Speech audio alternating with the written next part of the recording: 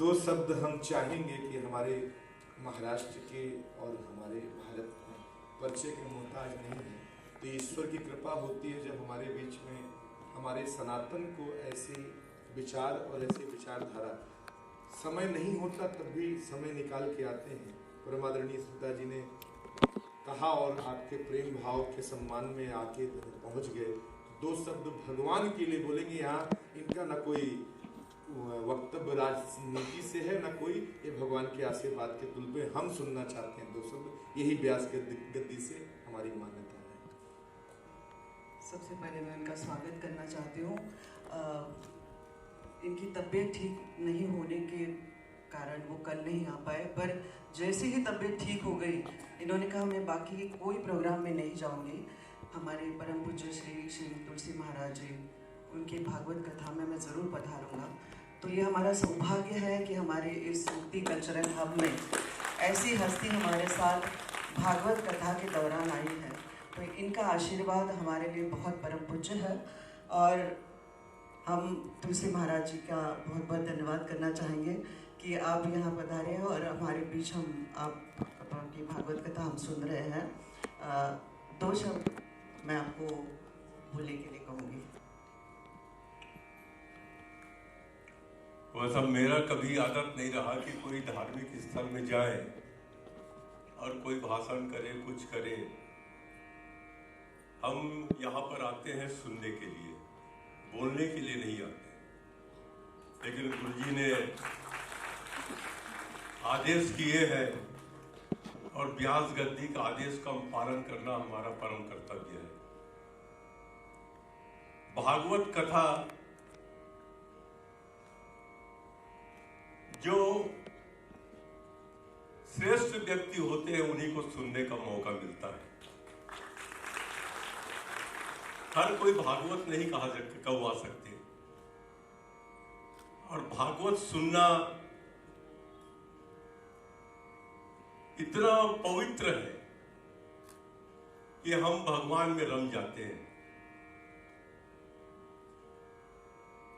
राम के बारे में कथाएं होती है, कृष्ण की कथाएं होती है और हमारा सनातन धर्म इतना पवित्र है, इतना पुराना है।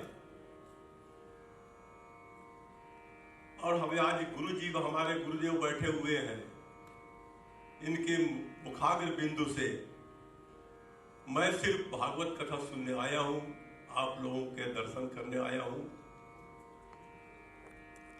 व्यास गद्दी से ऊंचा कुछ नहीं होता। आज तो यहाँ पर ऑडिटोरियम में हो रहा है, लेकिन कभी और कहीं में जब भागवत कथा में जाता हूँ तो व्यास गद्दी के बाजू में सोफा लगा देते हैं और मैं मना कर देता हूँ कि मैं जमीन में बैठकर मैं कथा सुनूंगा।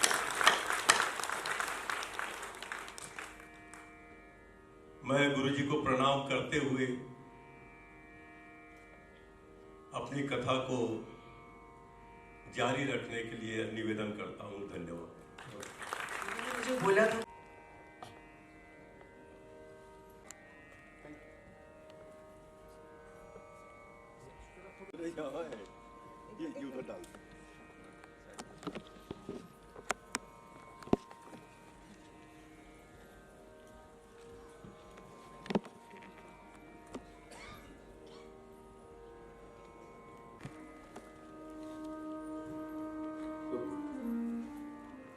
हमारे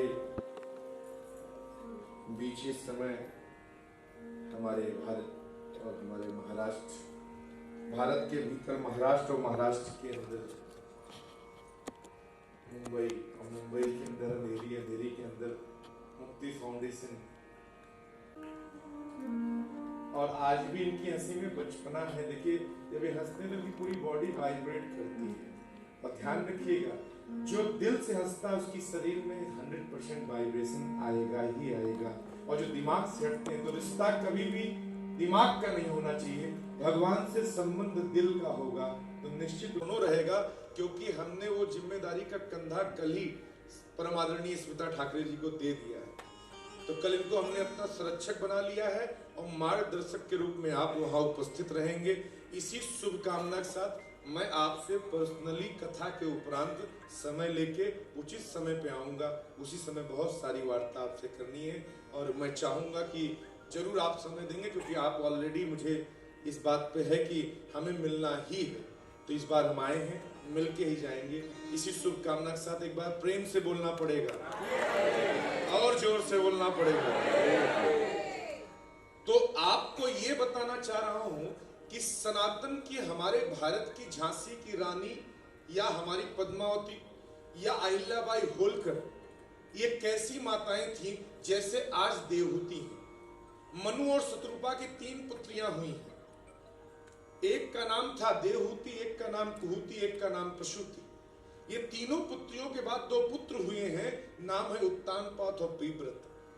देवहूति की शादी जब कर्दम से हुई तो कर्दम ऋषि उनको जब लेके गए, तो जब ले गए कर्दम ऋषि, तो वहां पे पता लगा कि जब कुटिया में ले गए तो कुटिया में साफ सफाई करने लगे, कि कुटिया में घुसी तो तोता, बिल्ली, ये वो, उससे बहुत जानवर निकले।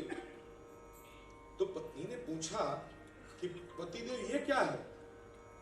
तो कर्दम जी ने मुस्कुरा के बोला, देखो देवी, हमारा काम 4x4 में चल जाता था, तो इतनी बड़ी झोपड़ी में रहने वाला तो कोई था नहीं। तो जब कोई रहने वाला नहीं था तो ये भी अपना स्थान बनाए थे, इनसे हमें कोई परेशानी नहीं हो रही थी और इनको हमसे कोई परेशानी नहीं थी, तो हम लोग आनंद ले रहे थे।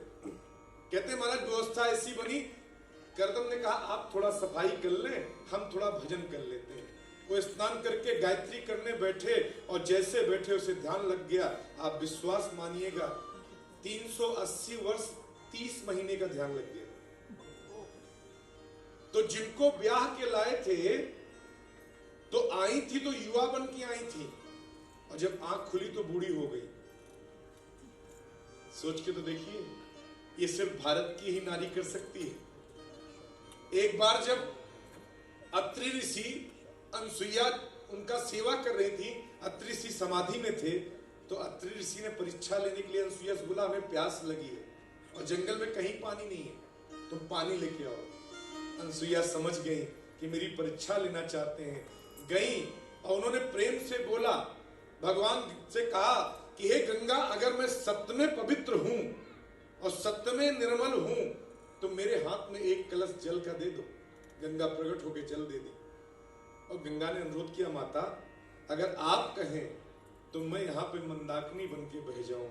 और आप भी जानते हैं कि चित्रकूट में मंदाकिनी आज भी बह रही है, वो मां अनसुईया की देन है, माता का तप का देन। आज जब आंख खुली, कर्दम बोले देवी आप कौन? आपसे विश्वास मानिए, यहाँ एक दिन भी शादी के हो जाए और पति पूछ ले देवी आप कौन, तो आपको मालूम है ना, ऐसा ब्रह्मा दिखा देंगी पति को, पता लगे दोबारा नहीं पूछेगा। लेकिन यहां पे 380 वर्ष बाद भी जब पूछे आप कौन, तो कहा विनम्रता से प्रणाम करके बोला मैं मनु शत्रुपा की बड़ी पुत्री हूं, मेरा नाम देवहूति है, और आप ब्याह करके लाए थे, मैं कच्छ को साफ करने लगी थी, उसी दौरान आपकी समाधि लग गई और आपकी समाधि को 300 वर्ष हो गए, इसलिए मैं बूढ़ी हो गई। अरे देवी मैं भूल गया। कहते हैं उसी क्षण कर्दम जी ने जल पे जल रखा हाथ पे और एक छींटा मारा, एक सुंदर सा कुंड बन गया और कहा देवी चलिए स्नान करेंगे। और दोनों लोग स्नान किए। कर्दम हो गए 21 के और देवहूति हो गई 18 की। कहा देवी चिंता मत करो, फिर जल लिया और स्वेच्छा गमनम मकान बना। और मकान की मालूम है कितने कितने कमरे थे? 3735 कमरे थे जी। और 3735 कमरे भी अपनी इच्छा के मुताबिक होते थे, अपने मुताबिक रंग बदलते थे, अपने मुताबिक आपके मन मुताबिक चीजें होती थी। और कहते हैं 40,000 दास दासियां लेके और वो महल सहित गमन करते थे। आप मुझे बता दो कि ऐसा कोई ब्रह्मांड में घर है जो अपनी इच्छा से घूमे? कहते हैं महाराज इतना सुंदर भाव कि आज भगवान की कृपा से इतना सुंदर भाव कि कहीं भी भ्रमण करते, तीर्थ जाते, यात्रा जाते तो पूरा विमान जाता। और भगवान का नाम भी तो यही है, स्वेच्छा गमनम इति भगवाना। जो अपनी इच्छा से गमन करते हैं उसे भगवान कहते हैं। अगर भगवान पे आपका विश्वास है, आपका संबंध है, आपका समर्पण है, तो देखो 3 सूत्र मेरा ले लो। भक्ति में सिर्फ 3 सूत्र है, विश्वास, संबंध और समर्पण। और 3 ही काम आप कर सकते हो, पूजा, प्रार्थना और प्रतीक्षा। प्रसाद आपके हाथ में नहीं है। आप भोजन बना सकते हो, आप भोजन परोस सकते हो, आप भोजन खा सकते हो, लेकिन आप भोजन पचेगा इसकी गारंटी आपकी नहीं है। इसीलिए आज कर्दम ने, अब कहते हैं महाराज उन्होंने भगवान से संकल्प किया था, शपथ लिया था कि आप भगवान से बोले पुत्र बन के आना। अब भगवान कहते हैं पुत्र बन के आने के बजाय उनकी आ गई 9 कन्याएं, कला आ गई, रुचि आ गई, अनसुईया आ गई और सब ऋषियों से ब्याही गई। तो कहने का तात्पर्य क्या है? प्रेम से बोलिए तो बताऊं। गृहस्थ जीवन से बढ़िया कोई जीवन नहीं। सारे ऋषि, सारे भगवान गृहस्थ में रहे और सबके अपने बालक रहे, लेकिन अगर गृहस्थ जीवन में जाइए तो 2 बात कभी मत भूलिए, एक भगवान की भक्ति और दूसरा काल। अगर आप भगवान की भक्ति करोगे, अगर भगवान को समर्पित होके गृहस्थ में प्रवेश करोगे, तो निश्चित रूप समझ लेना आपका गृहस्थ जीवन उन्हीं की तरह होगा जैसे भगवान कृष्ण का था, भगवान राम का था। दुनिया में पहला ग्रंथ है जो वाल्मीकि रामायण के रूप में लिखा गया। आपको ये पता होना चाहिए, वाल्मीकि रामायण पहले लिखा गया, राम भगवान बाद में जन्म लिए। और राम भगवान ने वो सब किया है जो वाल्मीकि रामायण में लिखा गया। रामचरितमानस के दोहे तो इतने सुंदर हैं, आप घर में गाना चाहिए। लेकिन हम सब दुनियादारी की बातों में लगे रहते हैं, मेहनत में लगे रहते हैं और प्रयास करते हैं, सोचते हैं माफ करना, कर्म प्रधान विश्व करी राखा। कर्म जरूरी है, लेकिन कर्म भी करने में जो ताकत आती है वो बल भी तो भगवान देता है ना। अगर वो बल आपको नहीं मिले तो आपके पैर कैसे चलेंगे? तो कर्म करना है, लेकिन भगवान को ये कह के हम आपसे इतना ही कहते हैं कि सुबह उठ के आप अगर हाथ जोड़ के भगवान को कहते हो कि हे प्रभु, आज आपने मुझे पूरा दिन दिया है, आज का दिन आपने मुझे दिया है, आज आपने इतना कृपा किया है कि आज सूरज मिल गया, चंद्रमा मिल गया, और आज मैं फिर आपको बहुत बहुत धन्यवाद देता हूं और पूरा दिन आप मुझ पे आशीर्वाद बना के रखिए। हो गई भक्ति। अगर इतना करने का आपके पास समय नहीं है, इतना बोलने का आपके पास समय नहीं है, तो माफ करना, उस समय का एक नाम काल भी है।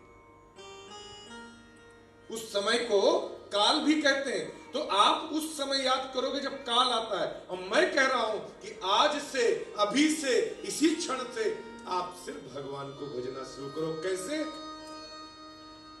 काम करते चलो, नाम जपते चलो, कृष्ण का ध्यान हरदम तुम धरते चलो। मुरली वाले को मन से रिझाते चलो, कृष्ण गोविंद गोपाल गाते चलो। याद आएगी उनको कभी ना कभी, कृष्ण दर्शन तो देंगे कभी ना कभी। ऐसा विश्वास मन में जगाते चलो, कृष्ण गोविंद गोपाल गाते चलो। दुख में तड़पो मती, सुख में फूलो मती, प्राण जाए मगर नाम भूलो मती। मुरली वाले को मन से रिझाते चलो, कृष्ण गोविंद गोपाल गाते चलो।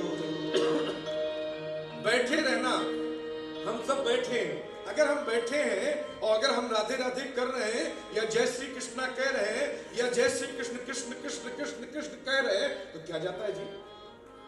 इसलिए आप सबसे अनुरोध है, आज कहते हैं कि आज उन्हीं कर्दम की 9 कन्याएं हो गई, ऋषियों से ब्याही गई, आपस में बैठे थे। पति पत्नी दोनों बैठे, पत्नी ने मजाक किया, सुनो आपने तो कहा था कि एक के बाद हम साधु हो जाएंगे, आपकी तो 9 कन्याएं आ गई। अरे देवी भूल गया, और ये जो वैभव है ना, ये जो सुख है, ये भुला देता है, समय को काट देता है। इसलिए दुख में सुमिरन सब करें, सुख में करे न कोई, और जो सुख में सुमिरन करे दुख काहे का हो। एक बात सदा ध्यान रखना, मूकम करोति वाचालम पंगुम लंघयते गिरिम यत्कृपातमहं वंदे परमानंद माधवम। इसी का तुलसी बाबा ने हिंदी रूपांतरण किया है। क्या लिखा हिंदी में? मूक होय वाचाल पंगु चढ़े गिरवर गहन, और जासु कृपा सुदया द्रवहु सकल कलमल दहन। गूंगा बोलने लगता है, लंगड़ा पहाड़ को चढ़ जाता है, ज्ञानी अज्ञानी ज्ञानी हो जाता है, और मूर्ख परमानंद कालिदास जैसा इंसान भी स्वयं शारदा की कृपा पाने के बाद विद्वान हो जाता है। तो ऐसे मेरे प्रभु की कृपा है, आप समझिए। अब कहते हैं महाराज भगवान पत्नी ने याद दिला दिया, उन्होंने बोला अब महाराज ऐसा करेंगे, हम जा रहे हैं तपस्या करेंगे। और भगवान का आह्वान किया, भगवान कपिल जन्म ले लिए, बोलो कपिल महाराज की। और तुरंत तिलक किया, अपना कमंडल लिए चले गए। अब मैं आपको थोड़ा सा परिचय देता हूं। ये करदम जी का जो घर था ना, यहाँ 4 बाई 4 फीट की ईंट नहीं छोड़ते हम लोग। इनका जो घर था ये मौसम से बदलता था। इनकी जो दीवारें थी सोने चांदी हीरे मोती से बनी थी। इनकी जो दासियां थी वो स्वर्ग की अप्सराओं से भी सुंदर थी। इनके जो दास थे उनका भक्ति में कोई जोड़ नहीं था। और एक बात बता दूं, ऐसी व्यवस्था थी कि अगर आज भी ये पूरे संसार का वैभव मिला के बनाए तो वैसे महल बन नहीं सकते। लेकिन करदम को 1 मिनट लगे, कमंडल लिए और चले गए। न पुत्री का मोह, न पत्नी का मोह, न पुत्र का मोह। मां तड़प गई। मां ने कपिल महाराज को तिलक कर दिया, जान गई थी कि भगवान ही आए, और तिलक करके बोला कथम मुक्ति कथम ज्ञान। ये मुक्ति क्या है पुत्र, और ज्ञान क्या है? मुक्त कौन होता है? आत्मा, शरीर या मन? तकलीफ किसे होती है? आत्मा को, शरीर को या मन को? मरता कौन है? आत्मा, शरीर या मन? और ये तुम्हारे पिताजी 2 मिनट में आए और सब छोड़ दिए। इतने सालों के हमारे संबंधों को 3 मिनट में छोड़ के चले गए। अब बताओ मैं कैसे इस सब से छूटूं? क्योंकि मन बड़ा है, चंचल है, मन को कैसे बांधूं? मन समझ में ही नहीं आ रहा है। और कबीर भी यही कहते हैं कि मन के हारे हार है, मन के जीते जीत, और मन ही मिलावत राम सो मन ही करत भजी। कि मन के मारे बन गए बन तज बस्ती मान, और कह कबीर मन लालची ये कहूं ठहरत नाय। किया की गति है अटपटी झटपट लखे न कोय, और जब मन की खटपट मिटे झटपट दर्शन होए। तो ये मन को कैसे बस में करूं? कपिल मुस्कुरा के बोले माता वैसे तो मुझे कुछ नहीं आता, वो आप मेरी माँ हैं, आपने पहले मेरा कान फूंका है, लेकिन आज अगर आप मुझे गुरु स्थान पे व्यास गद्दी में बिठाए हैं तो व्यासाय विष्णु रूप आए। मैं विष्णु के स्वरूप होके आपको वही बताऊंगा जो गुरुजनों ने आज्ञा किया। तिलक कर दिया, और माँ ने तिलक करने के बाद तुरंत बात कही और पूछ लिया। तो कहा सुनो माता, मन को बस में करने के 3 यंत्र हैं, जितत आसन, जितत श्वास और जितत संग। पहले आसन को जीतो माता। अगर आप एक आसन पे बैठ गए तो आपको एक बात, अभी जो चर्चा हो रही थी कि सोफा मत लगाइए,